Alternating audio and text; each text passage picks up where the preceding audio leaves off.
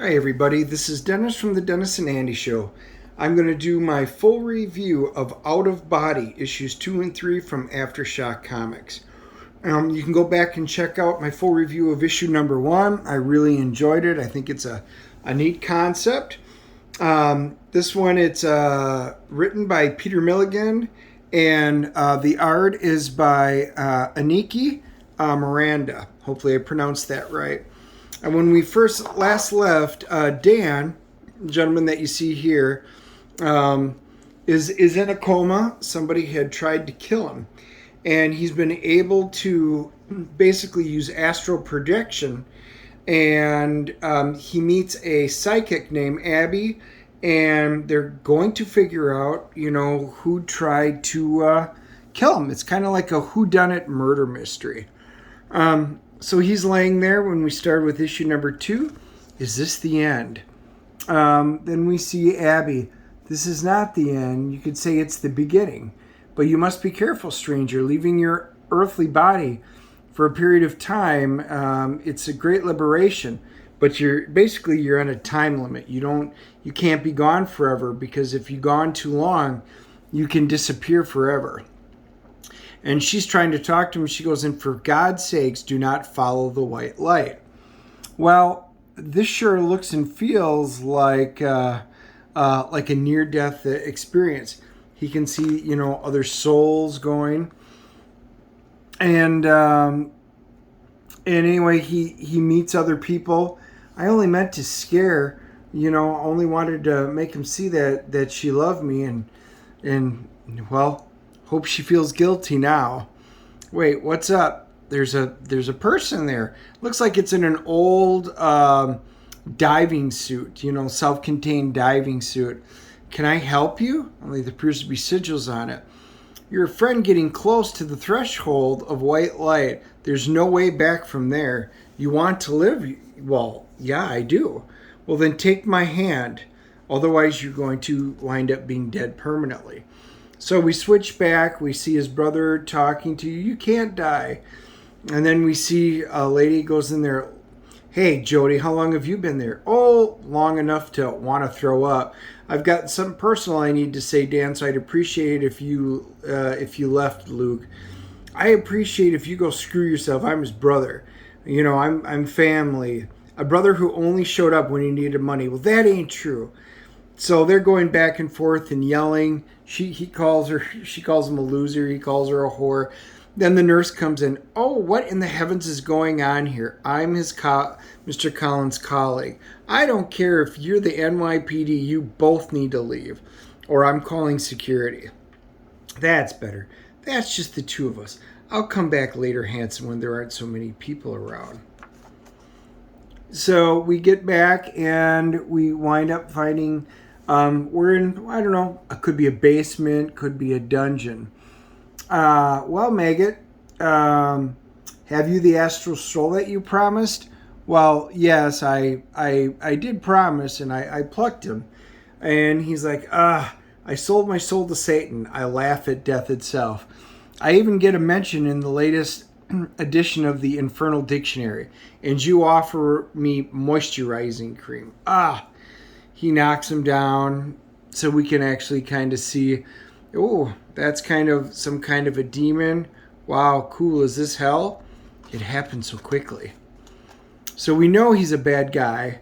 And then we see Abby. Stop it. Unhand him. Hey, who are you? My name's Abby McGrath. I'm a psychic. She's a witch and she wants to destroy my life. Now take my hand. If you value your immortal soul, you must not go with him. I'm a scientist. I don't believe in souls. Call it by whatever you want, but whatever makes you more comfortable. She used to be my pupil. Now she hates me. Hey, I had to make a choice. Which one? He goes, well, he chooses her. I'm glad you think I'm pretty, but you did choose wisely. His name is August Fryne. Also, he's one of the most dangerous men in the world. Wait, you can read my thoughts? Oh, only when they're real obvious. So we're kind of in between in a liminal world.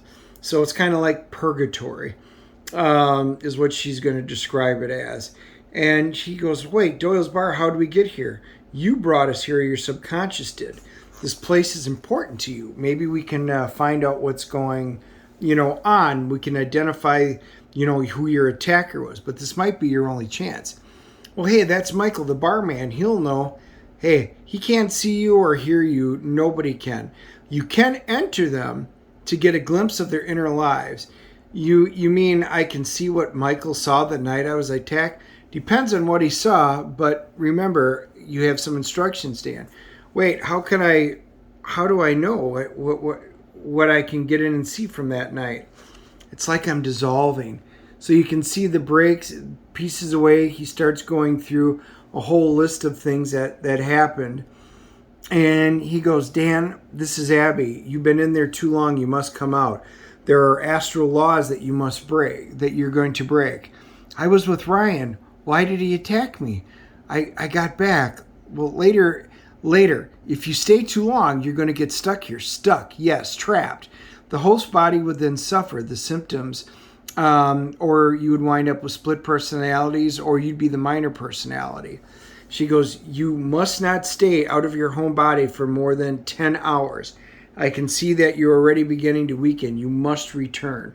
An untethered astral will soon wither and die. We can see that he's like, he's thoroughly dead, which is almost as tasteless as being thoroughly alive. You lied to me, maggot. You promised me an astral that retains some vital force. There was none there. And he's like, I had hoped to get to you with somebody of substance while I continue. His name is Dan Collins. I mean, the one that Abby McGrath called it to Abby McGrath? Yes. So we kind of see that it works up. He realizes he's floating back to his astral form. Oh, and the nurse is there. And she's kind of having her way with him. Paraphilia. It's not really an area of my expertise. But I know treatment. So anyway, he sees her and he wants it to be done. So he enters her, kind of like he did before. He's going in and seeing it. He goes, I know I can't make a direct change, but he goes, I can repeat a question over and over again. I hope she eventually mistakes my voice for her own. Why am I doing this? How could I be doing this? She winds up getting up, disappears, and he winds up getting back into his body. Doctor, when he does kind of come to, the doctor's basically saying, look, you don't have the funds, and if you don't have funds within a week, we're going to have to unhook him, so he's going to die. So he's like, whoa, that's kind of sad. We move on to the third one. We get introduced to Adam Conrad. He's been having some problems. Looks like he's having a nervous breakdown. He's calling, saying, hey, Mom, I'm sorry I let you down. I tried to call the doctor, but he's not even talking to me. She goes, no, we love you. We'll come and get you. No, it's too late. He walks right out in front of it and he gets splatted. Absolutely wonderful, huh? Ah, yes, the taste of hot blood, the smell of charred flesh, and the memory so strong. He doesn't want to move on. He can't move on. He's as lost in death as he was in life. So anyway, we get back to Abby. There's somebody in there for help, like there was in the first issue.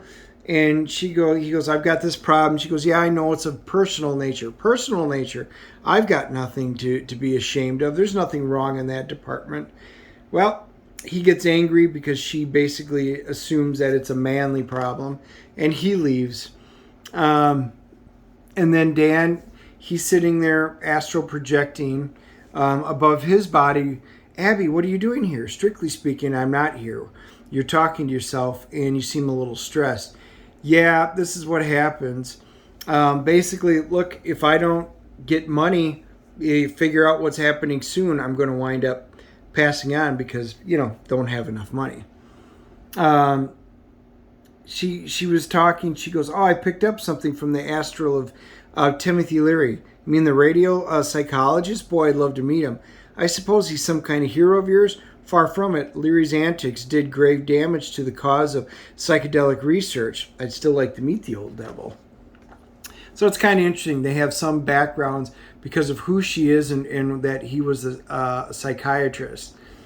But she starts explaining that the man in the suit, he wanted me to go down a path with him. Plus, he also tried sleeping with me.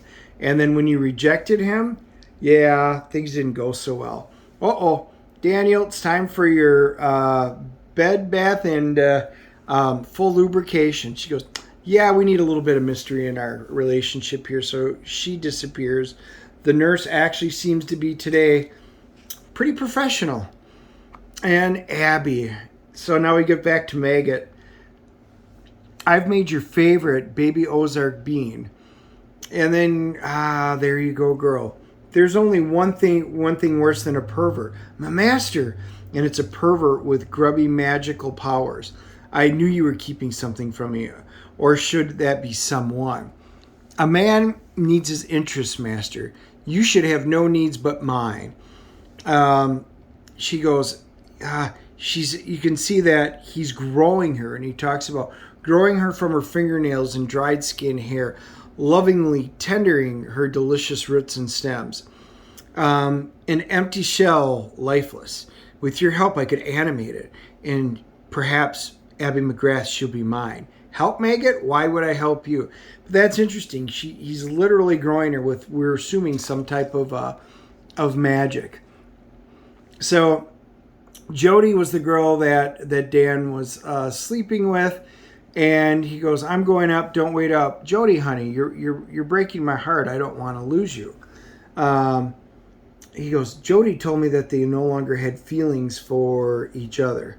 I've never been faithful to you, not once. I love you. There's never been anybody else of interest. So then, he basically says, I need to know the truth to see if he really did or if he was lying to me. And he goes in and he goes, wow, he really does love her. And he's jealous. But is he jealous enough to kill me? But he didn't know he was sleeping with her. Well, I move Uriel's memory to the right, Doyle's bar. So then we see them having their conversation. I think she's having an affair, Dan. Oh, you're probably imagining. I don't think so. How do you know? Wait, are you asking me to spy on her? I'm offended that you'd even think I'd do such a thing. Oh, I'm sorry, man. I'm just desperate. Wow, the poor guy, he's a fool. He knows that I wouldn't do anything like that. But of course it was me. But he goes, there's something up with her. It seems we have fewer scruples. So he gets up, he follows her basically, and he goes, I don't want to try and astral self myself inside of her while she's driving. Trying to do 50 miles an hour, that's just too difficult in a sport utility vehicle. And then he walks in on her, and there she is. She is having another affair of an affair. Oh, Milton. Oh, yes, my big boy. Yes, yes. Oh, sandwich munching prodigy. Poor Milton Maine. With my beautiful Jody, what the hell is going on? Thankfully, it seems big boys run out of steam. 20 minutes later, I'm heading back home. I'm trying to process that Jody wasn't just cheating on him, but was also cheating on me. And on his way back, there's Dr. Dan. Whoa, wait, is that Adam Conrad? Yeah, I tried calling you like 4 times. I was on a plane, so I couldn't. I'm a lost soul. I'm so lost. Listen, I know somebody can help you. No, don't trust him, Adam. He lied to you when he called you. He wasn't on a plane. He was screwing his girlfriend. Dr. Jody's hurt. Wait, is that true, Dr. Dan? Of course not. He lied. You see how he hesitated? You know he's lying. Take my hand. And he goes, man, I failed Adam in life, and now I failed him again in death. And she goes, life support in 6 days. What about your lover? What about Jody? I don't know. I found it hard to separate my own emotions. Man, but I feel really responsible about Adam Conrad. I feel responsible for him. I know how August Fryne's twisted mind works if he's taken one of your ex-patients. He's going to go look for him. Look at all the trouble for such an unremarkable looking specimen. His name is Adam Conrad. His name is hardly relevant. He's a suicide, and I never dine on suicides. They give me wind. He's bait to catch Dan Collins, whose soul I have promised to you. And then Dan will be used to catch Abby McGrath. And then you and I will both get what we want. So that's kind of the end of this one. Astral projections, gardening tips, and a little bit more will be coming in issue 4. So that's kind of the story. This is an interesting, there's a lot more depth and a lot more interesting intrigue in this. So we can see it's more of a love triangle, and somebody did kill him, but we don't know who. We have bad guys in the mix that have supernatural abilities, probably satanic or demonic of some sort, it's starting to look like. This is kind of an interesting story. It's definitely different. And I enjoy different. It's not something that you can 100% guess what's coming. I am going to give this one a CGC rating of an 8.0. So far, I like where this is going. I think the art is quite good in it. I think the storytelling is quite interesting. I just need a little bit more explained. So I'm hoping we're going to get a few more pieces to fall into place. I think the dialogue is really good between them. So anyway, all in all, this is a good book. I'm keeping it on my pull list. I would love for you guys to smash the like button if you appreciate me doing full reviews like this. You guys might agree or disagree with my review. You might have different thoughts completely. So I always welcome you to comment, regardless if we agree or not, down below, and then I will respond to them when I can. Hit the subscribe button if you like my quick flips, where I do little 60-second flips, usually on Wednesday and Thursdays for the new books, and then I will get to doing the full reviews on it. So anyway, hope you guys enjoy it, and we will talk to you soon. Bye.